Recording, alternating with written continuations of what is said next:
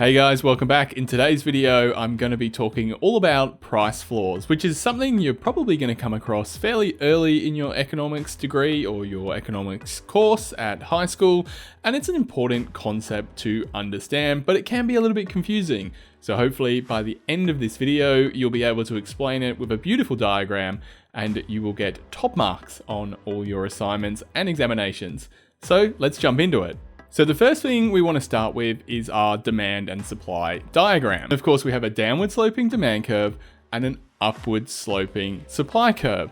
On the left axis is price, and over here is quantity. We have an equilibrium point in the middle here, which is when demand equals supply. So let's make some assumptions here. We assume that this demand curve intersects here at $10, perhaps intersects here at $1, and we can say that it intersects for the equilibrium price at, I don't know, $5. And let's say at $5, the quantity is 10.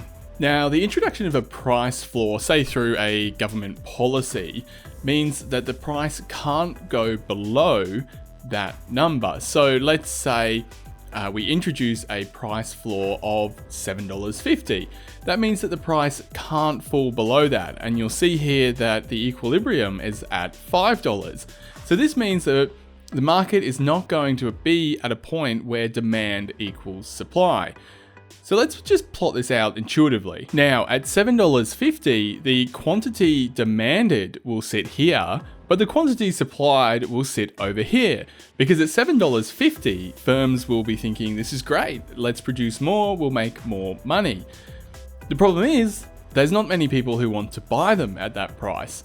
So this has led to a bit of an economic conundrum, where we've got more production than the market needs, but the market can't reduce prices in order to meet that demand because there's a price floor, right? We can't sell it for lower than that. So it's a mismatch between what is demanded and what is being supplied. So essentially, in real terms, this means that there's just simply overproduction. So mathematically, we might want to put some numbers at these points. Let's just say this is quantity demanded 5 and the quantity supplied is, let's say 14. So the key thing to remember in this is that the price floor is currently above the equilibrium price. So it's a little bit counterintuitive, I guess. Now, if you want to write this in technical terms, it means that the natural gravity of the market mechanism can't fall to that equilibrium point that it normally would, which is when supply equals demand. Okay, are you keeping up? I hope so. So let's go back to this conundrum up here where the quantity demanded is only 5, but the firms are willing to supply 14 units. So we've got that overproduction. So we can label this. What an awful label. I hope you can do better than that. So this is excess supply, or it can be a surplus, or just overproduction. So what happens in this situation is this excess supply kind of accrues in stockpiles.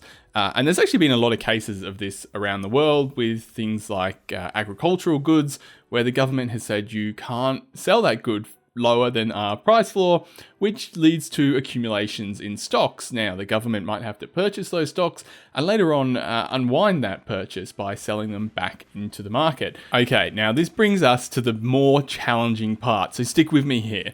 We need to think about consumer surplus and producer surplus.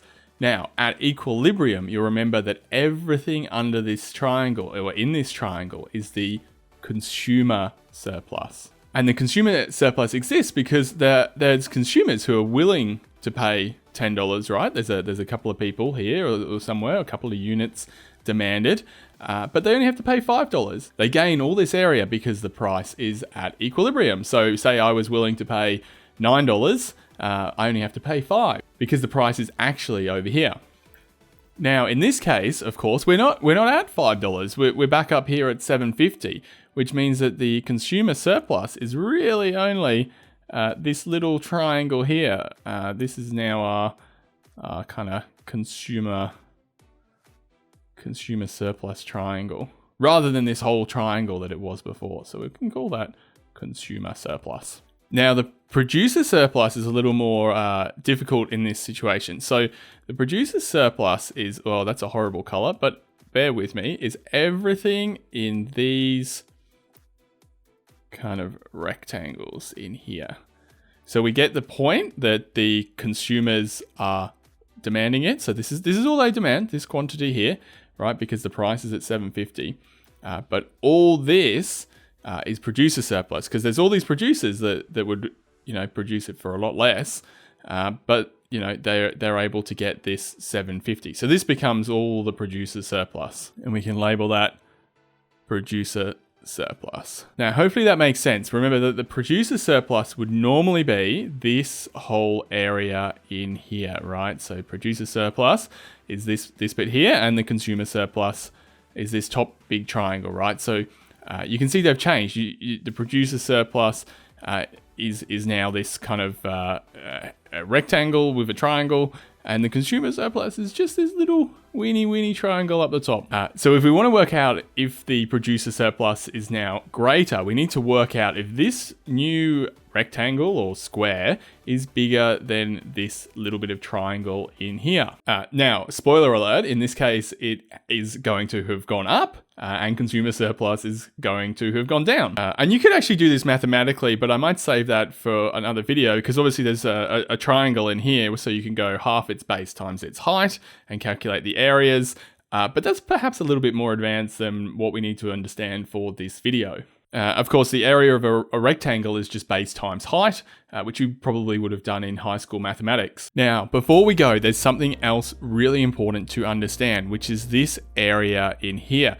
This used to be, right, part of the consumer surplus and the producer surplus, but now it's not part of either of those. This is the producer, this is the consumer. This is now dead weight loss. Right now no one gets that. It's not going to the producer, it's not going to the consumer. So essentially society as a whole is worse off.